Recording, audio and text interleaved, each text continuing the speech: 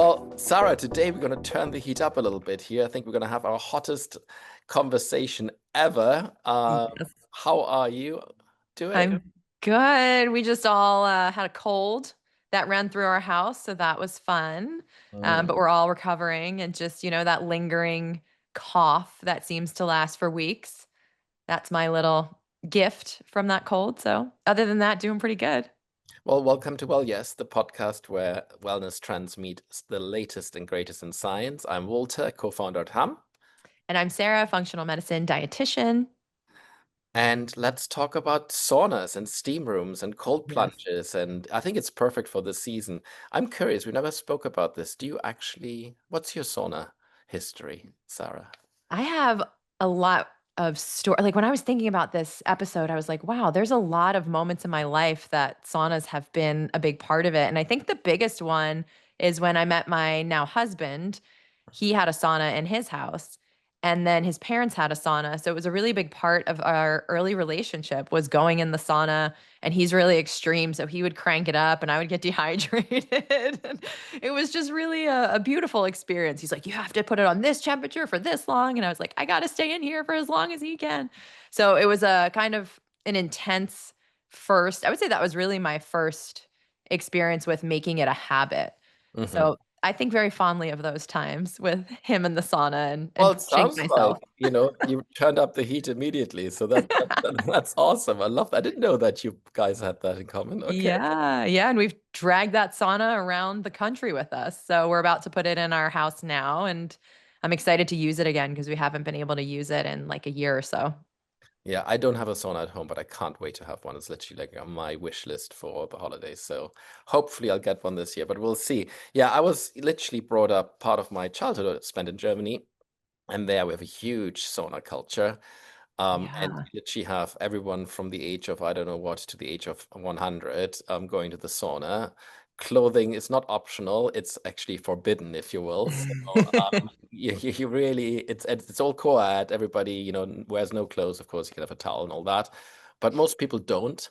And there's nothing sexy about it. It's literally a question of getting out there, relax, detoxify, sweat, and then take a nice cold shower after a minute of relaxation. So I was brought up with this. I'm a huge fan. It really makes such a difference, and it's so good for your health. And everyone who has been to a sauna and seen, how powerful it can be as a way to relax, I really encourage everyone to try it out. Don't force yourself, right? Listen to your body and just enjoy it. It's just such a nice time. It's just brilliant. Gosh, another win for our European culture. Well, I would just say that, but like, there are a lot of studies, actually, a lot of clinicals Yeah. looked at this, and many of them do suggest that sauna and longevity is not just a myth. There's some really actually good science because, when it comes to reducing cardiovascular risk, for example, there was a study at Harvard Health in 2015. There are endless other studies that you can read about, which really suggest that ongoing use of sauna is really helps reducing major health concerns. So it's good for heart health. It's good for your blood pressure. It improves your circulation overall. So it's Yeah. great. And if you work out, which many of us do as well, it's great to relax those sore muscles afterwards. So I'm a huge fan. What's your thought about saunas from a sort of, scientific perspective? Well, I think there's an important distinction to make between saunas because not all saunas work the same. So we have just your regular sauna that you're probably more familiar with. Were you doing like wood or heated, or what was the sauna that you Like typically went in? dry sauna, like really nice wood. I think it's cedar wood that they typically use in the nicest ones. And then it's even that smell, it's so nice. And that's why It's people are so good. so obsessed about not wearing any clothes, because what happens is like everybody puts a towel down, so not a Yeah. single drop of sweat lands on the wood, and it just stays in this really like nice and clean environment. And yeah, that's what I'm used to. Dry saunas Dry saunas. at pretty high heats, I must say, between 70 and 90 degrees Celsius. I don't even know what that is in Fahrenheit, to be honest. I'll have to look that up, but It's got to be like over. There was one, I used to go to this Korean spa and they had all of these different saunas, and the hottest one I think was at 212 degrees. So I think I would say it's probably around that. I would imagine, yeah. But I loved it. And then my favorite part was when they had what's called an infusion. Do you know what that is? No, tell me more. So you have typically, they actually put a little sign on the door and it's like, okay, infusion at 11 a.m. or 2 p.m. or whenever they're all scheduled. And then everybody sits there a minute before you get in, and then they close the door and a professional comes in with a big bucket of water, sometimes infused with eucalyptus or other oils that are good for your aerial pathways. And then the show begins. It's about half an hour. You're not allowed to leave. So they close the door. They take it very seriously.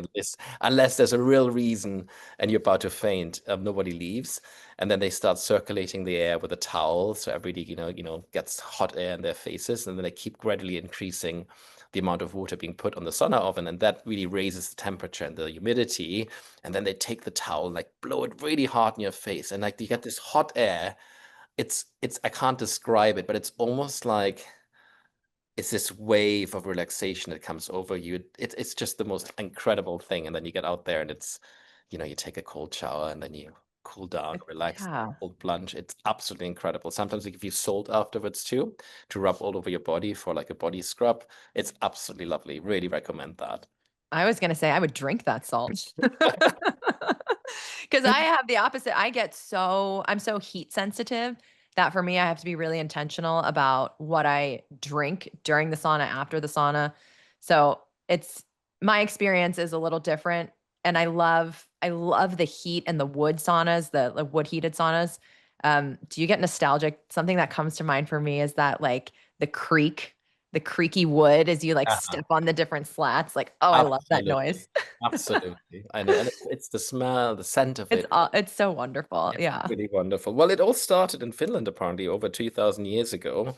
No surprise there. It's cold in the winter and they have not much going on during the day in terms of light, right? So it's pretty Yeah. dark all day. So I can see why there's definitely an attraction to it.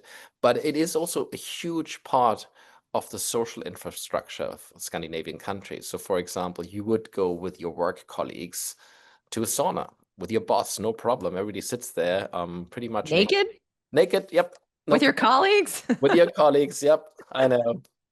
Okay. Uh, or you can put a towel, of course, if you want to. But like the most important thing is, as I said, is not to drip on the wood, right? So you have to put a few towels under as well. That's really important. But everybody does it. It's just the way it is. And people then afterwards, have a beer or a drink. It's just a nice way to socialize. It really is part of um the culture.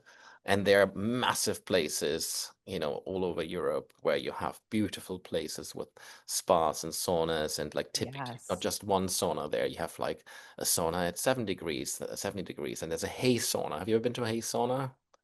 I don't know. I don't think so. But the Like, most magical place I ever went to was in Europe. So I bet there was one there. yeah, hay produces heat as well. If you lay in hay itself, you can No, produce. I definitely have not laid in Have hay. those. They have crystal saunas. I've done those. Like I've done the ones where I guess my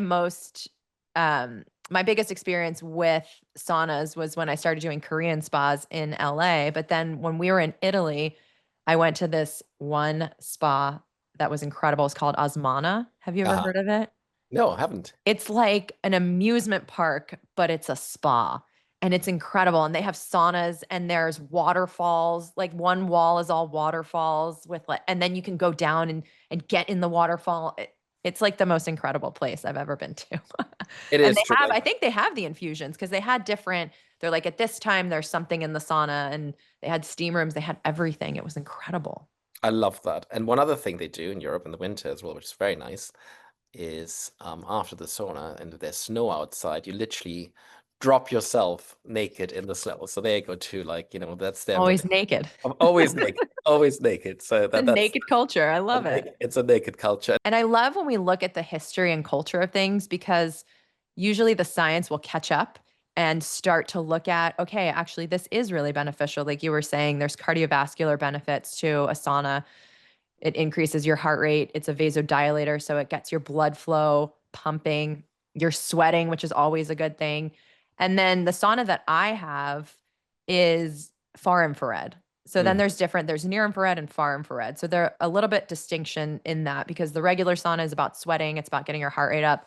And then when we go to far or near infrared, it's this energy penetration of your cells. And I think the most popular example of near infrared are those face mask lights, Yep. those LED red light masks. That's an I example just of near bumped into a friend infrared. of mine. She started Therabody, if you're familiar with that company. I saw yesterday. Yeah. But So it's all that about it. ties in, Yeah, right? Like that's another form of a sauna. And then you have the far infrared, which penetrates a little bit more deeply. And they have different health benefits. So it's so interesting, like I said, to hear your stories and then to see where the science kind of lines up with that and how beneficial it is for health. yeah, it is so true. There is, obviously the benefits to the heart. There's muscle relaxation. Sweating in general is just good because So good. people don't know this. The skin is our largest organ, and the best way to detox the skin is to sweat it all out, as they say, right? So there's Yeah. benefit to that as well. And then the near infrared actually and the far infrared, when you incorporate that element, you get a boost in collagen production. You get a boost when you do far infrared. It goes deeper, so it stimulates your cells and it just improves mitochondrial health. So there's a lot of really cool biological processes that are being stimulated by this heat exposure. 100%. And I think last but not least, I think the growth hormone benefits as well. Let's sort of Yeah. speculate. Maybe we should talk about that for a second.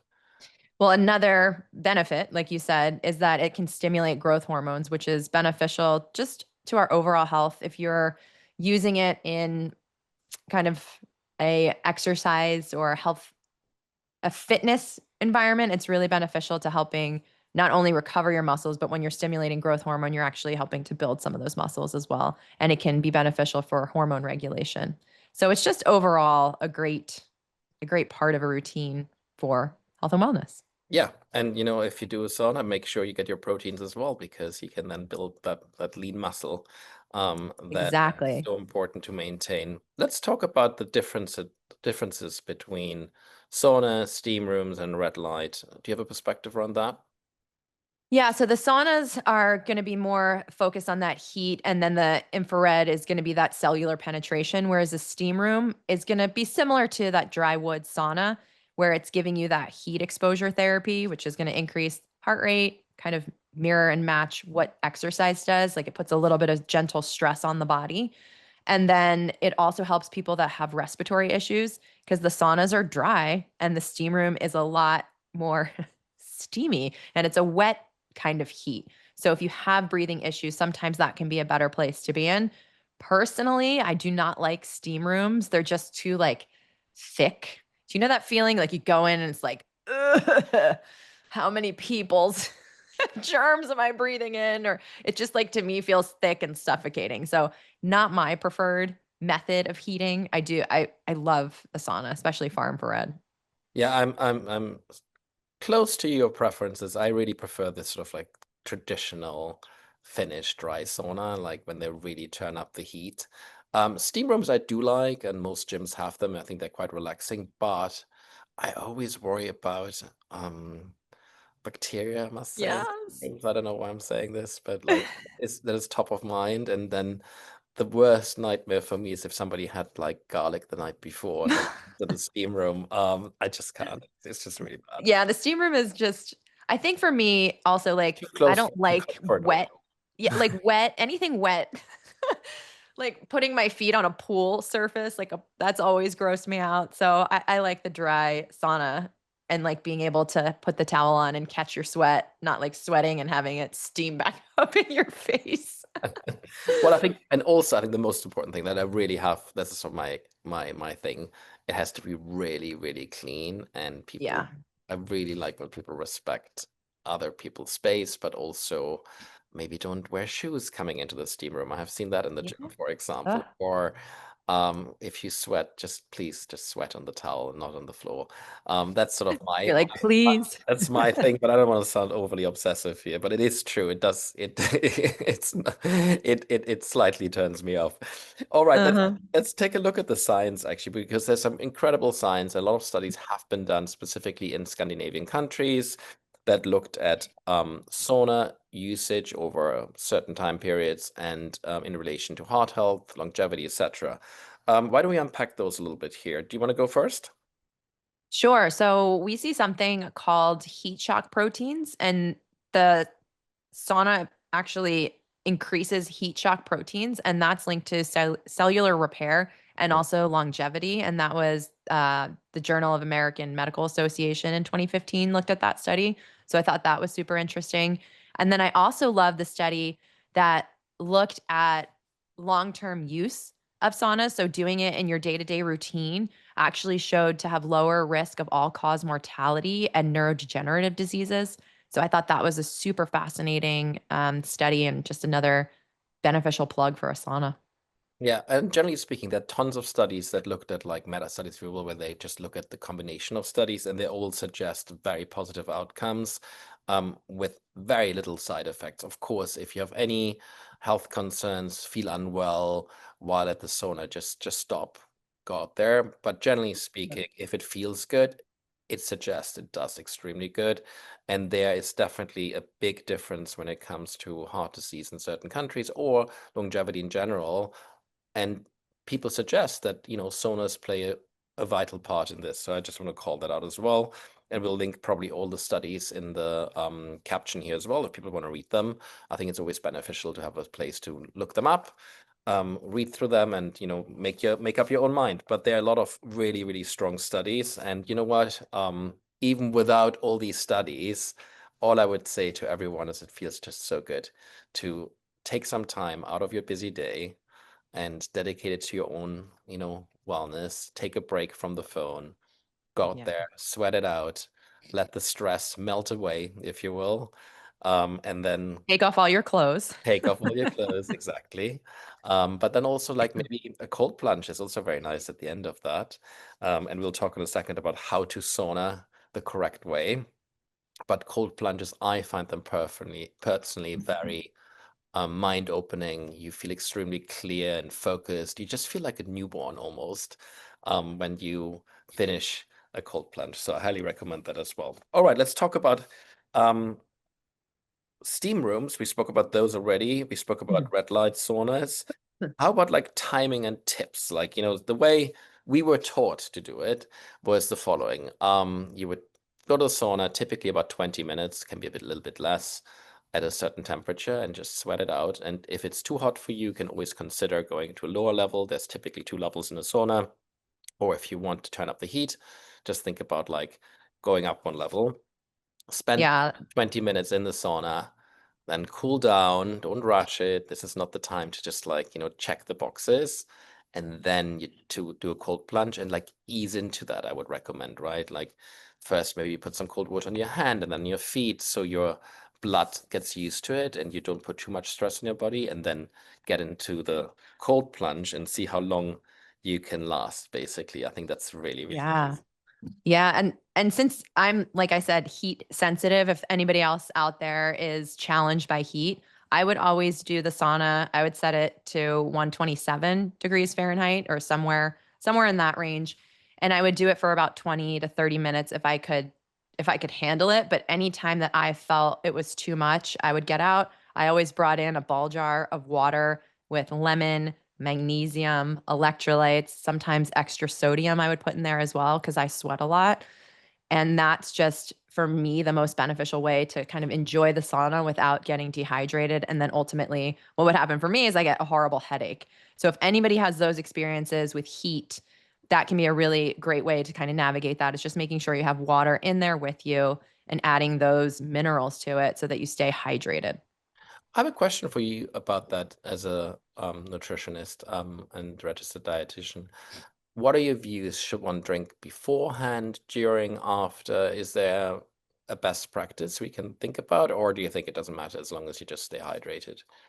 I mean, I think if you can hydrate beforehand and if you're spending 20 minutes to 30 minutes, you'll be fine. I personally just like to do it as I'm in there because it helps distract me and it helps me just kind of enjoy being in there more because I'm not thinking about, oh my God, my mouth is dry or like I'm sweating too much. So I personally like to have it in there, but I don't think if we're looking at it from a scientific perspective or metabolic perspective, I don't really think there's a difference between drinking it right before or when you're in there or after, as long as you do it, because you want to give your body that exposure to the hydration. So for me, just that slower kind of intake versus like chugging it beforehand or chugging it afterwards.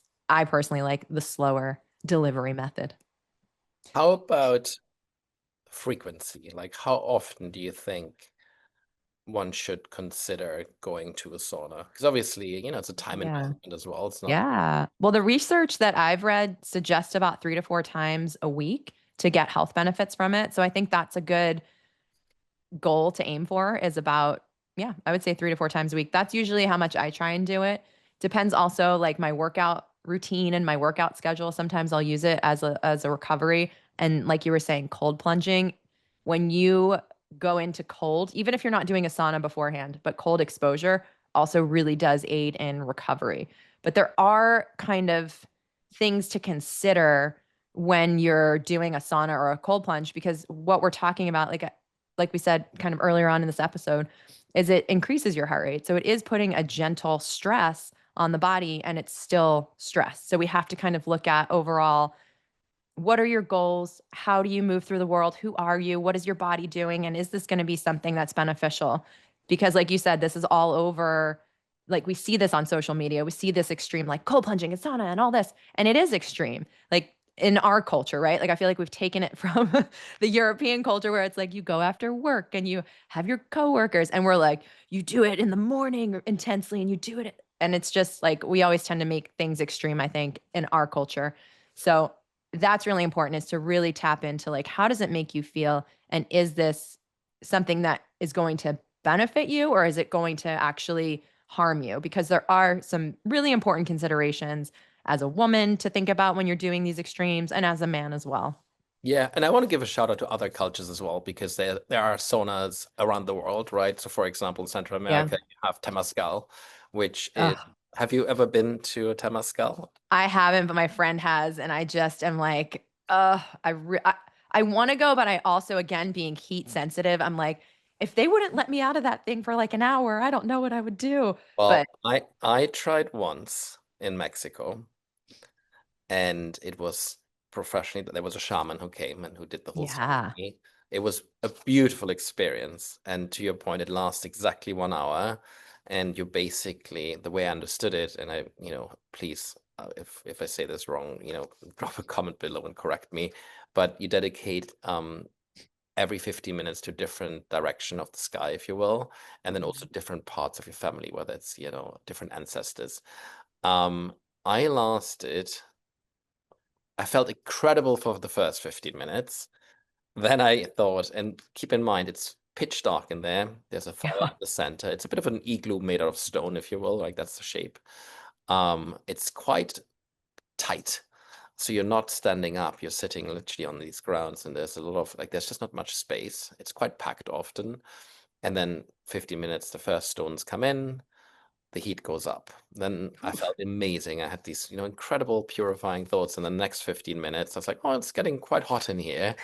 At minutes 30 to 45, I was like, I think about to die. And then I just had to leave. I didn't make it Yeah. to the full hour. And then I crawled out of the Temazcal and just had to put my feet up because I generally felt unwell. So I did manage to finish it, unfortunately. But and But again, that's okay. You that's listen to okay. your body. That's okay. I really had to listen to my body. I don't think I would be here today if I'd stayed the last 15 minutes. Anyway, Yeah. now let's move on to cold plunges, right? What are your thoughts specifically? You mentioned women's health as well. Is there a perspective that differs across gender? Yes, I believe there is, just because men and women are biologically different, especially when we look at hormones and the way our bodies respond and even just temperatures. Like, men typically have more muscle mass, women typically have more fat mass. That's just biologically the way we're designed. So when we're doing cold exposure, we're still going to get a lot of the same benefits. We're still going to see that muscle recovery, we're going to see an impact on a stress response, but we have to be careful with cortisol. I think that's the hormone that's really important to consider, because when you are intentionally stressing your body, you're going to produce more cortisol. And for women, when we produce more cortisol, like consistently over a period of time, that can start to impact our menstrual cycle. So it's important to be aware of that factor. And you can actually measure cortisol if you have like an Aura ring, if you have a Whoop band, or anything that's tracking your heart rate. If you look at your heart rate variability, you can see it mirrors cortisol, but inversely. So if low heart rate variability means that your cortisol is going to be higher. And so Mhm. that's an interesting way. If you're like, okay, is cold plunging good for me? How is it impacting my body? You can actually start to track your HRV over time and see, is it going down? Then that's not a good thing. If it's going up, that's actually means that the cold plunge is working. So as with anything with wellness, and we're looking at an extreme, making your body really cold, it's important to understand how it's impacting you and not overdo it. Because that's where it's like, just because it's good doesn't mean that more of it or every day of it is going to be better. Yeah, and I would add that you see a lot of content on social. We're like, oh, I made 2 minutes, 3 minutes, I don't know how long. I mean, it doesn't really matter what other people do.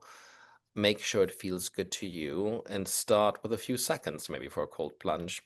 Yeah. And That, and the temperature matters too for yeah. men and women. Like men can typically do a little bit colder, but what's recommended for women is closer to like 55 degrees because it allows us to kind of ease into it and it doesn't shock the system as intensely. Like our bodies are just not um they're just not as capable of recovering as quickly as a man's body when we look at the science and research. So that 55 degrees is a really good way. You can obviously go colder if you're experienced, if you've done this a lot, but 55 is a really good temperature to start at for a woman, and you'll get just as many benefits with it at that temperature. And one last thing what I want to add here. People often don't speak about this, but what's really nice to do is so like you've done your sauna, relaxed, done your cold plunge, relax. You put your feet in alternating, I think, ways into hot water and cold water. So have you ever tried that? That's a really nice way of keeping that circulation going and Yeah. stimulate your blood vessels, but also relax at the same time. I think it's a really nice way of ending the session. And then typically people recommend to repeat these cycles 2 or 3 times, and then you're done. Well, this was super interesting. Let's move on to our well yeses and well nos for this week. Sarah, what's yours? Red light and the sauna combo. So that farm for red sauna, that is my well, yes, can't wait to get that installed again and be in that sauna, especially as it gets colder here on the East Coast. And my well no is forcing yourself to sit in a sauna or a steam room without hydrating. That is my big well no. Yeah, my well, yes, is at home saunas because if I want to get to 3 to 5 times a week, I don't think I can go anywhere except doing at home. I don't have one, but I'm really keen of finding some space somewhere at my house to make that happen. And I have another well, yes, which is like a just ice cold shower or cold plunge, right? Doesn't matter. It really helps to clear that mind, your mind. I find incredibly um Yeah. literally mind opening. So that's my other well, yes. I don't have any well knows this week. Well, I think what just with that, you brought up a really good point that we didn't touch on is the correlation and connection to anxiety and your breath. So when you step into cold water or when you do a cold shower, it forces you to be really present and it forces you to breathe deeper, which is really regulating for the nervous system. So it's Mhm. a really good way to kind of add another layer of mental health care is that cold shower because it really just gets you into your body. So there's a lot of research around that. Like Wim Hof obviously is a huge kind of name in the breath work world and especially like cold breath work. So he's got a lot of great content. But yeah, it's really important for mental health, anxiety, and things like that.